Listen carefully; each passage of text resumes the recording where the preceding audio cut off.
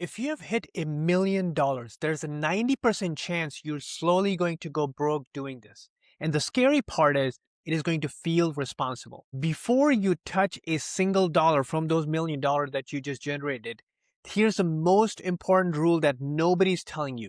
Do absolutely nothing for the next 90 days. No big purchases, no sudden moves, no emotional decision. Your life has just changed, and the worst thing you can do right now is to act like it actually did. Your only job in the 90 days is to breathe and build your team. Now, I'm not talking about your favorite cousin here. You need paid professionals, a fee-only certified financial planner, a CPA, and an attorney. These three people will become the fortress around what you just built. Your first million doesn't necessarily mean that you have actually finished the race. It means that now you're qualified for a completely new one with the rules that you have never played before. Now, the sooner the money hits your account, something really shifts. You stop thinking like a builder and start thinking like a protector of the wealth. It feels responsible and smart. It is, in fact, a catastrophic error. Your job has just changed. You're not an earner anymore. You are a capital allocator. Mark that word, capital allocator.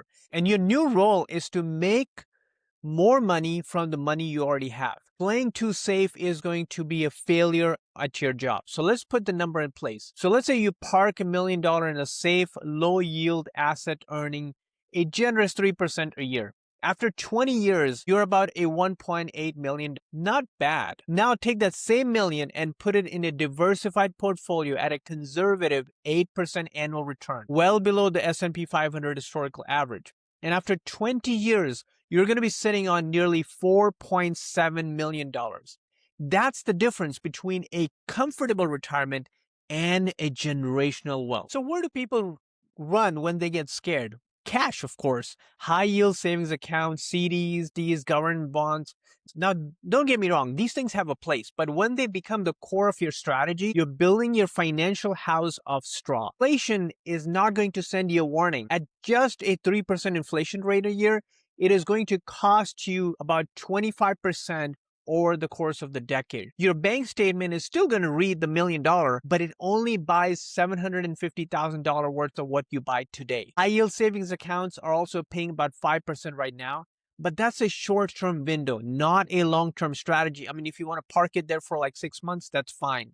Historically, cash has almost never kept pace with inflation or the long haul. You're running on a treadmill with smart investors are on an escalators. Most people who hit their first million are still young enough, between 20, 30, or 40 years ahead of them. That time is the most powerful financial asset that you own. Compounding growth needs to do two things. First, it needs to give you a decent return, and the second is the time. If you strip away the return by hiding a low yield asset, and you have just starved the engine of its fuel. It's like owning a Ferrari but being too scared to taking out of your driveway. Here's how to think about it. Market risk is temporary. Inflation is permanent. If the market drops, it is going to recover. They always have recovered historically. But if the inflation eats your purchasing power, the value is completely gone, eroded. You're not going to feel it today, but over the 10 and 20 years, it is going to dismantle everything that you have built. Now, I know that managing $1 million feels heavy, so you're going to read every book, watch every video, do research, every possible strategy that's there on the internet, searching for that perfect move. And while you're searching, $1 million sits in the cash. 6 months pass, then a year, then a two. That's the analysis paralysis. And it's just as destructive as a bad investment, because inflation is billing you every single day as you continue to sit on that $1 million. A good plan for you to start today is infinitely better than a perfect plan you never implement. The other problem that you deal when you have $1 million is your new silent partner, which is taxes. Most so-called safe investments are brutally tax inefficient. Interest rate from savings accounts, CDs, and bonds get taxed as an ordinary income. That's the highest rate possible you're going to pay on your money. You're handing a huge chunk of your already modest returns straight back to before you see a dollar of it. Growth investments completely flips this narrative. Holding a stock for over a year